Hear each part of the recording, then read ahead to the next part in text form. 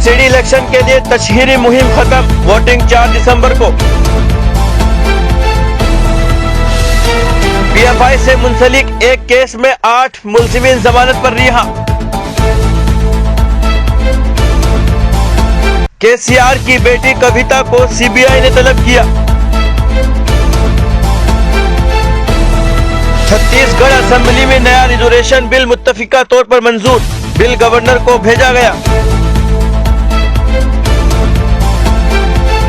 तहरीक-ए-तालिबान को नहीं बख्शा जाएगा, सनाउल्लाह। असद मजीद पाकिस्तान के नए सेक्रेटरी खारजा मुकर्रर।